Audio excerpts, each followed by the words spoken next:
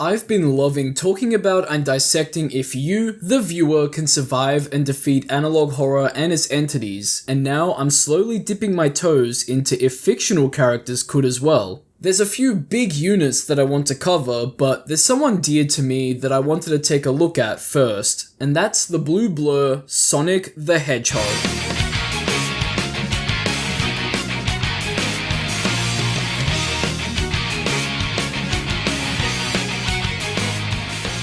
I love this guy, and he's taken on a vast array of enemies of varying strengths in his base and super forms. After all, he's fast, physically strong, cunning, durable, and acrobatic. He has an abundance of combat skills, famously his spin dash, dash boost, and homing attacks, and equipment he utilizes throughout his games and other media. So, I've gathered a bunch of analog horror entities from 5 well-known series to pit against Sonic of different strengths and weaknesses. But for this video, we'll be taking a look at base form Sonic. You know, just him and not any other forms he has. I want to save that for another video, so get excited for that in the near future, and anything that beats him in this video will be added onto the next. Sonic isn't allowed to flee, and neither are the analog horrors he's fighting. Someone has to fall. Do you think that Sonic will prevail in all of his encounters, or will they be too much for him? Now, if you end up enjoying the video, a like and subscribe would be much appreciated, and everything I talk about will be linked in the description for you to check out too. I'll also have my second channel, Soda Jump, linked there as well. And with all of that being said, let's see if Sonic can triumph over the entities, creatures, and nightmares of analog horror.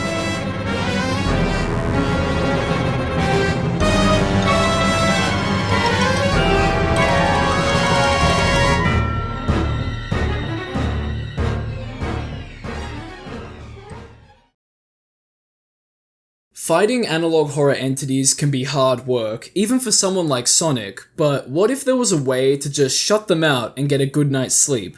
Luckily for us, Manta Sleep is back again with a sponsor for this video. They create the world's best sleep masks and functional sleep accessories for all of your sleeping needs. I own their standard sleep and pro sleep masks, and I love them. No matter how much my body hurts from physical exercise and sports, or when my mind is racing with video ideas and the events of the day, I'm always able to get a good night's sleep while wearing their masks. It's thanks to how soft and comfortable they are, with zero mask pressure on my eyes and head, and 100% blackout effects so no light can interrupt my sleep. Their earplugs block out so much noise and make everything so nice and quiet too. I can finally sleep with everything going on outside. Great! They also have a slew of products ranging from the previously mentioned masks, cooling and steaming masks, a weighted therapeutic mask, something silky and luxurious, a Bluetooth mask for complete control over sight and sleep, sleep accessories to enhance your sleep, and more. So, if you're interested in their sleep masks and accessories, use my link in the description to visit their website to shop and start your next steps to a better sleep. Thank you to Manta Sleep for sponsoring this video. Now, let's take a look at our first entity. If we're going to start anywhere, I think we have to start here at Shin Sonic, created by Evanimus. His series is one of my favorite analog horrors, and apparently Shin Sonic is also known as Shinnick, which is news to me. This version of Sonic is pure evil. Its only goal is to continue evolving into who knows what and wreak havoc as it does it. It first started off as this malnourished, lanky, and soulless looking Sonic before slowly turning into this monstrous abomination you see before you. In all of his forms, it's shown to only care for himself and further his own goals. It's the opposite of what Sonic truly is. It turns Sonic's best friend, Tails, into a mindless drone for it, somehow cloned them mitosis style, and it eliminated Dr. Robotnik. Because apparently, Dr. Robotnik was putting Shin Sonic's food into the robots, and it didn't like that. There also seems to be some sort of demonic and evil ritual going on that utilizes the Chaos Emeralds, giving Shin Sonic its powers too. If you've kept up with the series, you'll know that Knuckles has gone to the past to get the Super Emeralds, and there are more familiar faces at play now. I don't want to say too much as to not spoil things, but yeah. Other than eating the animals and humans Sonic once protected, what else can Shin Sonic do? It has immense destructive capabilities powered by chaos, which I've already pointed out, but it's also extremely durable and can heal its own wounds in seconds. Not even Gun, a military force in the Sonic universe, has been able to do anything to it to hurt it or slow it down despite their military power. Shin Sonic just mocked their efforts. So what can Sonic do against this powered up monstrous demon version of himself? To answer that, we should go through what base Sonic can do. We've been over how fast he is, physically strong, charismatic, durable, and strong-willed, but how would that all help him if he was faced with this? Unfortunately, not a whole lot. Shin Sonic outclasses Sonic in power and durability, arguably the more important stats to have in a confrontation of this size. Speed can only take you so far, especially against something that still might be quick but doesn't have the need to be because of how strong it is. Not even any of the equipment like shoes or bracelets Sonic can find as permanent upgrades in his games can help him out here. A few hits from this giant, or being grabbed, having the rings squeezed and shaken out of him and being devoured is all it would take. The Super Emeralds, or the Master Emerald, can neutralize the Chaos Emeralds and easily shut down Shin Sonic. But in the story, Knuckles is in the past trying to obtain the Super Emeralds, and also Knuckles is the only one that can find and give Sonic the Master Emerald. So, it would be hopeless. But what if we could go back? Not as far back in time as Knuckles, but back to when Shin Sonic was this malnourished and lanky Sonic. Sonic could definitely beat it in this state. It would be a fair enough fight considering that they'd be of similar strengths, but it's unknown just how much of his strength is drained thanks to that malnourishment, and how much stronger it could be thanks to the demonic and ritualistic powers it's gained. Demonic influences harnessing the body and soul of Sonic is no joke, and him looking at another version of himself would be weird enough too, but familiar. For our next entity, I wanted to stay on the theme of Sonic-related analog horror and see if he can take on Needle Mouse, created by Shut Up JoJo. This character and series as a whole has controversy tied to it. Long story short, near the end of 2022, Shut Up JoJo wasn't in the best of mental states and voiced that they were wanting to harm themselves. Some fans of Needle Mouse were more concerned about what was going to happen to the series rather than the creator's life. It's really hard to say to what extent and how far this all went, but now the Needle Mouse analog horror is no longer on their channel. Shut Up JoJo has stated that they want to distance themselves from the series and that they're indifferent to Needle Mouse and don't care what people do with it. I'm indifferent to Needle Mouse. I am indifferent to what people do about it. At this point, I truly don't care. Go nuts. This coincides with them wanting to let the series rest. I'm just gonna let the series just rest, you know? And part of that rest is letting go of all the shackles that I've placed upon it. You know, all the bans, the restrictions, and what you can't do, what you can't say. All that's gone. You can do whatever with the character. Be free. Go wild. Those are some very mature takes as a creator, especially with how they handle letting go of something they've created. I know it's extremely hard for me to do that, hence why I have such a strange and deep back catalogue of videos, and why I didn't just make a new channel when I wanted to get serious with making YouTube videos. If you want to watch the series, I'll have a movie-like video with every entry in the series in one by just some guy linked in the description. But anyway, let's take a look at Needle Mouse. After a woman, Sarah Henderson, was killed in 1963 during a bar fight, she was buried in a lake by the friends and members of the gang she was killed by, and then they split. Sarah's spirit was unable to move on. Trapped in an empty void, her rage festered, and a strange entity appeared to her because of that and fed on her. It made her angrier and gave her powers. One day, unknowingly, Sega America built a building over her buried corpse. She hatched a revenge plan on the 3 gang members who murdered her, and her soul drifted into a Sonic the Hedgehog Sega Genesis CD, presumably Sonic 3. Those who wronged her were savagely murdered and sucked into the copy of the game to live as one of the characters and be further tortured. Obviously a lot, and I mean a lot more, happens from here, but I want to focus on if the big man can face Needle Mouse and come out on top. As written on the Needlemouse Sonic Oddities wiki page, Needlemouse has all of Sonic's skills, can manipulate video games, shapeshift, has soul transferring abilities that's used on victims, can warp reality, physically manifest, manipulate sentience, induce nightmares, and to top it all off, she has a ghost physiology making her immortal. That doesn't sound great for Sonic, and might mean that the only way for him to truly beat Needlemouse would be to get Sarah to move on into the afterlife. Honestly, she sounds a lot like Sonic.exe or even Infinite from Sonic Frontiers, with how conventional rules don't really apply to these three. However, Sonic.exe is purely evil and has no room for redemption, and Infinite has his issues regarding power and ego, but Needlemouse? I guess it would be anger and revenge. The entity manipulating Sarah, which is named Atem, is the main problem at hand. No, not that one! This one. Sonic could fight with Needlemouse, and it would be in Sonic's favor despite the extra abilities Needlemouse has. She has a copy of his body, but not his mind, so his physicality is all she'd get. Plus, Sonic has way too much experience fighting clones, copycats, whatever you want to call them, and foes of similar stature and abilities. Needlemouse does not. Sonic's charisma, strong will, and spirit are his and his alone, making some of her physiological and manipulative powers less effective against him. This would make his goal of getting Sarah to pass on into the afterlife a whole lot easier.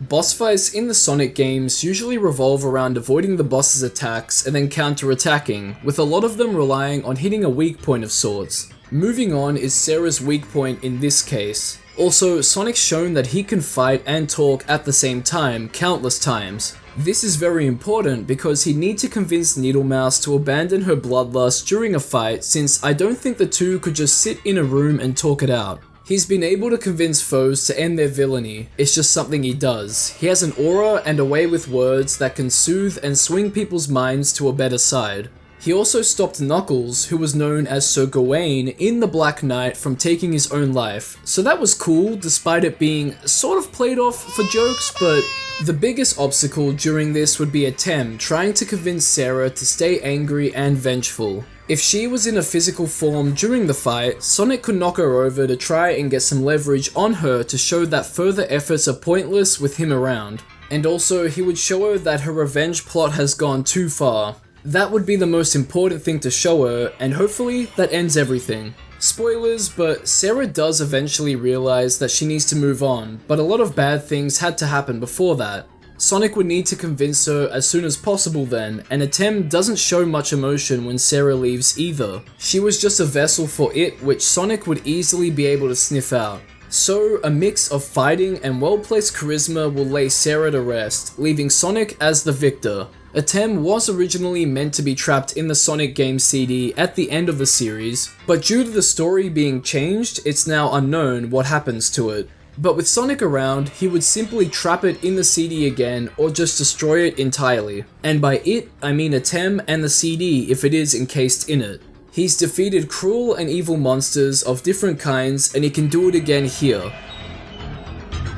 Now let's take a look at Vita Carnis by Darian Quilloy. I like this series, and I don't really know why I haven't talked about it on my channel until now, but come to think of it, it's been a while since I've looked at it and my memory needs some rejogging, so maybe that's why. It's also been requested from you all quite a bit, so here we are. Let's quickly take a look at the different types of living meat subspecies and the story around them to rejog our memories or learn something new. These creatures have been around since World War II, eating people in the sewers of Germany. It's implied that they appeared through some sort of singularity through a deal with the world's governments to help with Earth's diminishing resources.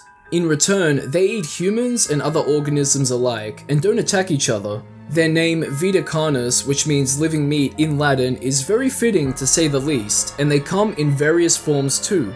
The Crawl, shoutouts to Spectrobes, Trimmings, Meat Snakes, Mimics, Harvesters, the hosts of influence, monoliths, and singularities. These are all in relative power from least to most, sort of, and also the order they're shown on the villain's wiki, which is neat. So let's go through them all to get a good sense of what Sonic would be dealing with.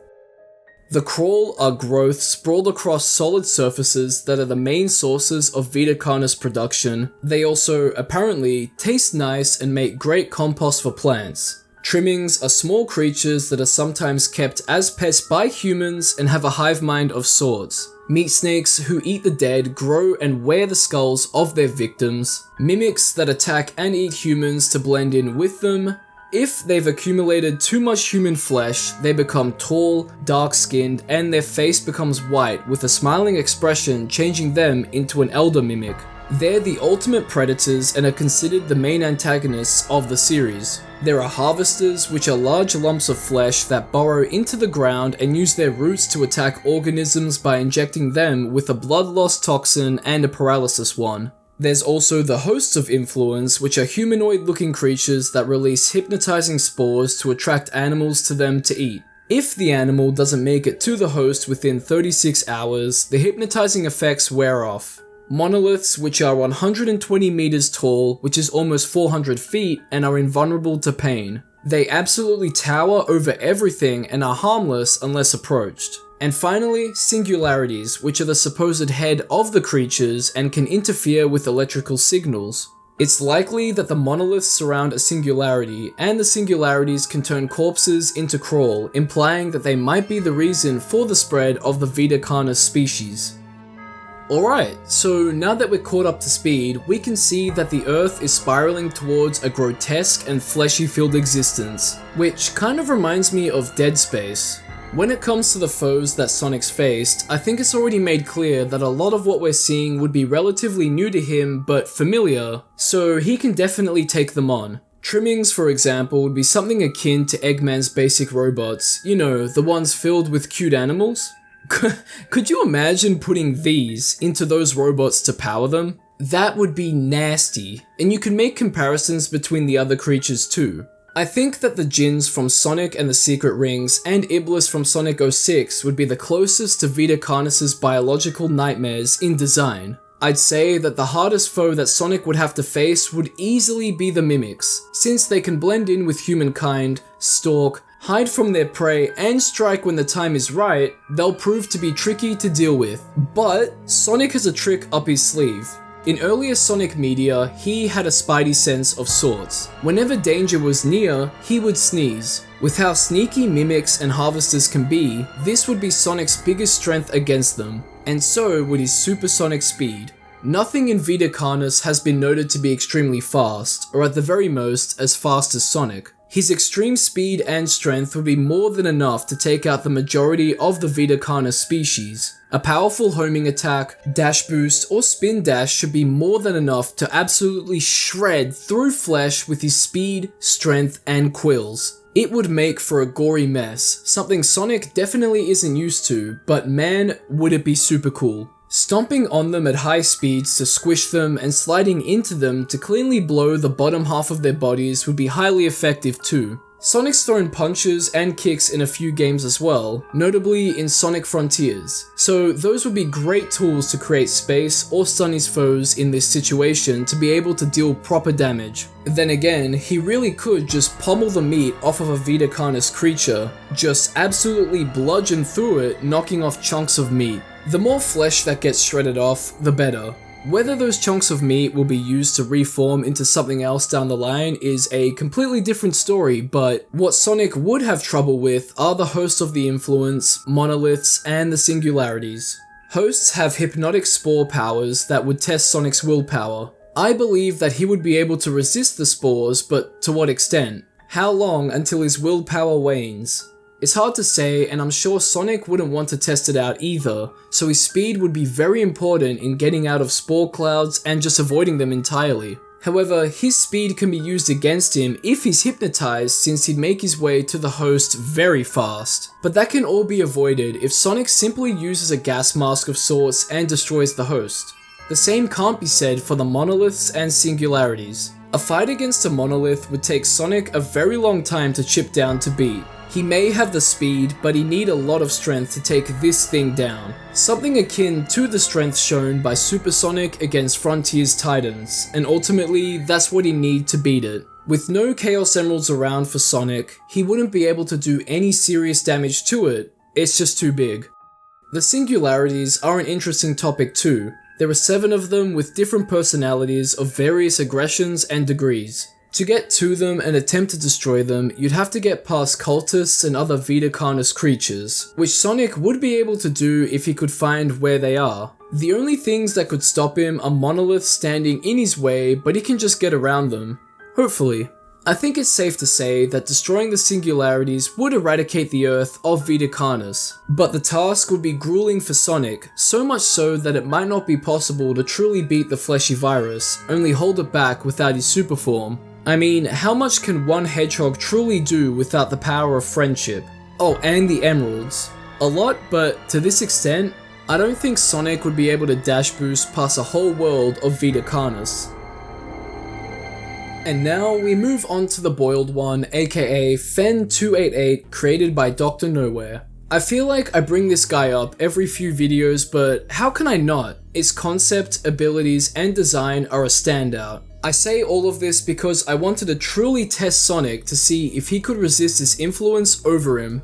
Other entities have tested Sonic's resolve, but this will be the ultimate test because if he's overpowered mentally, then he's going to be paralyzed in a pseudo-coma for the rest of his life, haunted by the boiled one, as per the rest of its victims. Fen288 tells of the prophecy that'll bring ruin to the world accompanied by the sound of trumpets. Tears in the sky streaming out blood and maybe even demons sounds a bit like the Day of Disaster, an event described in Sonic 06 after the death of Sonic where Iblis, the Flames of Disaster, awoke from being sealed within Elise and laid waste to the world. Except instead of blood and trumpets, it was fire and Iblis incarnations. So if the skies tore open, he'd have no problem. What he would have a problem with is the boiled one. If Sonic were to come into contact with the demon, there are precautions that can help with preventing the mind's takeover like equipment or Bible prayers. But Sonic's biggest strength would be his lawful good nature and spirit. The boiled one trying to enter the mind of Sonic would only be met by a carefree, cheeky attitude with a resolve that's hard to break through. Sonic has seen a myriad of horrors before, a lot of which he faced in his supersonic form, but as already stated, he doesn't have that here. Even so, Fen isn't exactly physically imposing or strong either, showing no physical capabilities other than changing his height. If it can mess with your mind and paralyze you, why would it need to touch you anyway? I argued in my Doomslayer video that the Slayer would be strong enough to torment and even beat up the boiled one. I want to go out on a limb and apply a similar thought process. Sonic's spirit would be too strong for the boiled one to penetrate and paralyze. He wouldn't even need to take the recommended precautions. However, not to the fault of Sonic, but he doesn't seem to have an insatiable hunger to destroy demonkind or godly powers that fuels any efforts. But in a one-on-one fight? Come on, it's a no-brainer. There's nothing in the boiled one phenomenon video that states that it can't be pummeled into the ground. Just because it's a cognito hazard, it doesn't mean it can't be touched, right? It could very much be physically touched, but it's just invisible unless you're afflicted by it or you see it in a video or camera lens. Or it could actually just have a physical form, but it just sends out illusions, maybe even copies of itself. Even if it has no physical manifestation, Sonic defeated Chaos, a literal water spirit, and spirits are supposed to be spectral. So either way, Sonic wouldn't even have to use anything complex in his moveset to take out Fen. It would easily be beaten and ground into a puddle of guts and blood. As a bonus entry, I wanted to look at the alternates from the Mandela Catalogue created by Alex Keister. This whole series as a whole is quite interesting. You see, alternates are demonic and evil shapeshifters who drive their victims to the point of insanity in order for them to take their own lives. Alternates do this by inflicting those victims with a torturous psychological affliction, MAD, metaphysical awareness disorder caused by exposure to verbal information that is not desired to be known. You know, among the usual evil deeds we see in analog horror. Their origins can be stemmed back to the origin of mankind on God's 6th day of creation, where the devil created an alternate to replace Adam. This might imply that the intent of driving humanity mad and killing them off was the devil's plan to begin with. So was this done to spread chaos or destroy humanity? Who knows, but let's see if Sonic can take them on. I think it's fairly obvious that Sonic could absolutely shred through a humanoid, especially one that looks like this. Yeah, they're demons, but the talk about Fen should have shown you that even demons can be felled by Sonic. The same will happen here, especially since Sonic would be able to surpass the effects of Mad. It's no secret that Sonic is extremely caring to his friends, and the alternates would use that to their advantage, and any other weaknesses they might think Sonic would have. But those are not weaknesses, they're blessings from his good nature and heart of gold. The torturous thoughts of losing his friends to these demons wouldn't get through to him because he knows that they can take care of themselves, and they've proven that to him many times before. Whether they've done that by themselves or realized they could thanks to Sonic's words and actions in the past, it wouldn't matter. Sonic would also be able to tell if his friends' voices are being mimicked by the alternates, especially thanks to that Spidey sense sneeze of his. Nothing can stop Sonic against a threat like this. Speaking of that Spidey sense sneezing, it would come into play here just like with the Vita Carnis, stopping any alternate from getting the jump on him. Some can levitate, which isn't too much of an issue, but other powers like teleportation, inhuman intellect, and invulnerability shown by different alternates could be an issue. Oh, and the fact that they're said to be unkillable. Humans have only really been able to injure them to slow them down, but if there's a will or a weak point, there's a way. That's just how things go with Sonic, and I believe that he can if he gets himself mixed up in this holy war of sorts. He'd just be too fast to catch, and if enough damage is caused to an alternate, surely it would perish, right? I mean, what can a lacerated by quills and barely recognizable pile of demon do to anyone anymore? Even with their godly and inhuman demonic powers, it'll only be a matter of time before Sonic whittles them down little by little. They're humanoid after all, and Sonic's dealt with worse. But it won't be pretty. It'll be arduous, and will really test Sonic's physical and more importantly, mental fortitude, but he can beat them and come out on top. Then it's just a matter of killing them at the source. But he's killed an Iblis before, and he can do it again.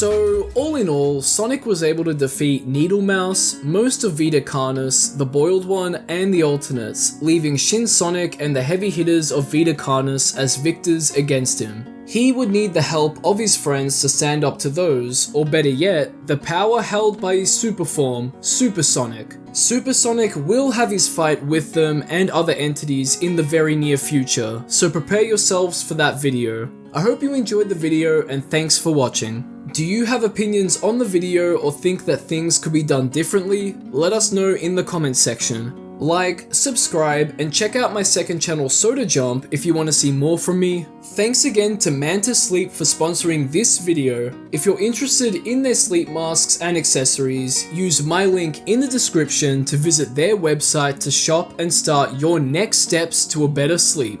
And as always, ho ho ho!